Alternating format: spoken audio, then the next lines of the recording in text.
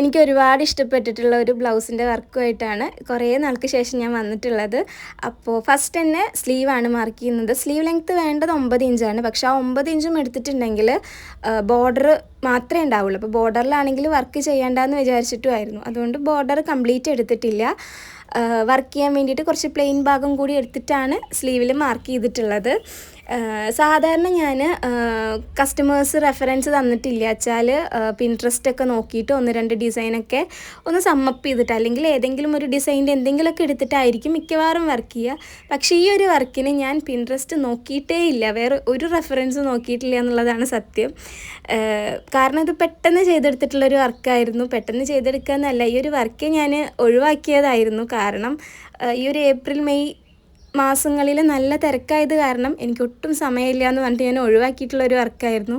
പിന്നെ simple work മതി എന്നൊക്കെ നമ്മുടെ കസ്റ്റമർ പറഞ്ഞപ്പോൾ പിന്നെ ഞാൻ എങ്ങനെയൊക്കെയോ എടുത്തതാണ്. സാധാരണ എനിക്ക് ഈ ബ്രൈഡൽ ബ്ലൗസ് ഒന്നും ഒഴിവാക്കാൻ ഒട്ടും ഇഷ്ടമല്ല, പക്ഷെ ഒറ്റയ്ക്ക് എന്നെ ചെയ്യുന്നത് കാരണം എടുക്കുന്നതിനൊരു ലിമിറ്റേഷൻസ് ഉണ്ടല്ലോ. അപ്പോൾ അങ്ങനെ ഞാൻ ഒഴിവാക്കിയിട്ടുള്ളൊരു വർക്കായിരുന്നു. നമ്മുടെ കസ്റ്റമർക്കാണെങ്കിൽ ഇന്നത് വേണമെന്നോ അല്ലെങ്കിൽ അങ്ങനെ ചെയ്യണം ഇങ്ങനെ ചെയ്യണം എന്നുള്ള യാതൊരു നിർബന്ധവും ഉണ്ടായിരുന്നില്ല. എൻ്റെ ഇഷ്ടത്തിന് എന്താച്ചാൽ ചെയ്തോ വർക്ക് എന്നായിരുന്നു ആൾ പറഞ്ഞിട്ടുണ്ടായിരുന്നത്. ഇങ്ങനെ നല്ല തിരക്കുള്ള സമയങ്ങളിൽ എനിക്ക് കിട്ടുന്ന ഒരു ബോണസാണ് കേട്ടോ ഇത്. എന്തെങ്കിലുമൊക്കെ കഴിക്കാനായിട്ട് അമ്മ കൊണ്ടുവന്ന് തരും. അപ്പോൾ ഫസ്റ്റ് തന്നെ സ്ലീവ് ചെയ്തെടുത്ത് കഴിഞ്ഞിട്ടുണ്ട്. സ്ലീവ് എന്തോ ചെയ്തെടുത്ത് കഴിഞ്ഞപ്പോൾ എനിക്ക് ഭയങ്കരമായിട്ട് ഇഷ്ടപ്പെട്ടു. എന്താണെന്നറിയില്ല, എൻ്റെ ഡിസൈൻ ആയതുകൊണ്ടായിരിക്കാം. പിന്നെ നമ്മുടെ കസ്റ്റമർ പറഞ്ഞിട്ടുണ്ടായിരുന്ന ഒരേ ഒരു കാര്യം, സമയം കിട്ടുകയാണെങ്കിൽ മാത്രം ഒന്ന് സ്കാലപ്പ് നെക്ക് ചെയ്യണേന്നായിരുന്നു. നമ്മുടെ കസ്റ്റമർ ആകെ ആവശ്യപ്പെട്ട ഒരേ ഒരു കാര്യം അതായതുകൊണ്ട് സമയം ഇല്ലാഞ്ഞിട്ടും ഞാൻ എങ്ങനെയൊക്കെയോ സ്കാലപ്പ് നെക്ക് ചെയ്തെടുത്തിട്ടുണ്ട്. കാരണം ഈ സ്കാലപ്പ് നെക്ക് നോർമൽ നെക്ക് പോലെയല്ല, ചെയ്തെടുക്കാൻ ഇത്തിരി ബുദ്ധിമുട്ടാണ്. ഇത്തിരി ക്ഷമയും സമയമൊക്കെ കൂടുതൽ വേണം. ഒന്ന് പാളിയിട്ടുണ്ടെങ്കിൽ നമ്മുടെ കയ്യിലൊക്കെ സൂചി കയറാനും നല്ല ചാൻസ് ഉള്ളൊരു പരിപാടിയാണിത്. അപ്പോൾ സ്കാലപ്പ് നെക്കിന് ഞാൻ എപ്പോഴും ഇങ്ങനെ പിൻ ചെയ്തിട്ടാണ്, സ്കാലപ്പ് നെക്കിന് നല്ല പൊതുവേ നെക്ക് ഞാൻ ചെയ്യുമ്പോൾ പിൻ ചെയ്തിട്ട് തന്നെയാണ് സ്റ്റിച്ച് ചെയ്യാറുള്ളത്. അത് കഴിഞ്ഞിട്ട് പിന്നെ അഴിച്ച് മാറ്റിയിട്ട് കട്ട് ചെയ്തെടുത്തിട്ട് ചെറിയ കട്ടിങ് കൊടുക്കും, ആ ഒരു കർവ്സൊക്കെ നന്നായി കിട്ടാൻ വേണ്ടിയിട്ട്. അപ്പോൾ ഈ ഒരു സ്കാലപ്പ് നെക്കിലും അങ്ങനെ തന്നെയാണ് ചെയ്തിട്ടുള്ളത്. ഇനി നമുക്ക് ആ ഒരു ചുറ്റിനും ചെറുതായിട്ട് കട്ടിങ് കൊടുക്കണം, എന്നാലാണ് നല്ല പെർഫെക്റ്റ് ആയിട്ട് സ്കാലപ്പ് നെക്ക് കിട്ടുള്ളൂ. അങ്ങനെ ബാക്ക് നെക്ക് ചെയ്തെടുത്തിട്ടുണ്ട്, അതേപോലെ തന്നെ ഫ്രണ്ട് നെക്കും ചെയ്തെടുത്തിട്ടുണ്ട്. ഫ്രണ്ട് നെക്കിൽ വർക്ക് വരാത്ത ഒരു ഭാഗം ഉണ്ടല്ലോ, ആ ഒരു ഭാഗത്തും സ്കാലപ്പ് തന്നെയാണ് ചെയ്തെടുത്തിട്ടുള്ളത്. അങ്ങനെ സ്കാലപ്പിൻ്റെ കേഴ്സ് വരുന്ന ഭാഗമൊക്കെ പുറത്തേക്ക് ആക്കിയതിന് ശേഷം അതിന് മുകളിലൂടെ ഒന്ന് പതിച്ച് സ്റ്റിച്ച് ചെയ്ത് കൊടുക്കുന്നുണ്ട്. ഇല്ലെങ്കിൽ അത് പെർഫെക്റ്റായിട്ട് നിൽക്കില്ല. ഒന്നല്ലെങ്കിൽ ഇങ്ങനെ സ്റ്റിച്ച് ചെയ്ത് കൊടുക്കാം, അല്ലെങ്കിൽ കൈ വെച്ച് ഹെം ചെയ്തും കൊടുക്കാം.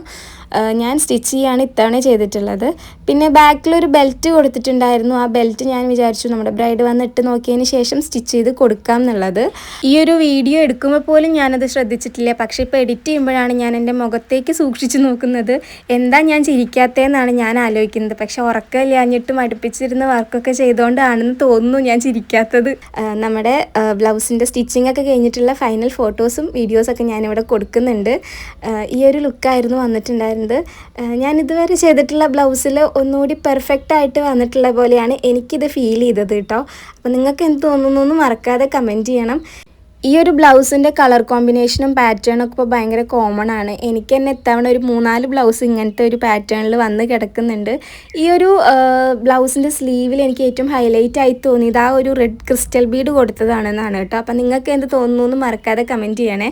പിന്നെ സ്ലീവിൻ്റെ എൻഡിങ്ങിലായിട്ട് ഹാങ്ങിങ്സ് കൊടുത്തിട്ടുണ്ട്. അതേപോലെ ബാക്ക് നെക്കിൽ ആ ഒരു ബെൽറ്റ് ഇല്ലേ, അവിടെയും ഹാങ്ങിങ്സ് കൊടുത്തിട്ടുണ്ട്.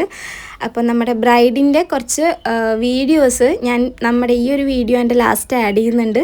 അപ്പോൾ വീഡിയോ അവസാനം വരെ കാണണം. വർക്ക് കണ്ടിട്ട് നിങ്ങൾക്ക് ഇഷ്ടമാവുകയാണെങ്കിൽ മറക്കാതെ ലൈക്ക് ചെയ്യണം, ഷെയർ ചെയ്യണം, സബ്സ്ക്രൈബ് ചെയ്യണം. ബൈ.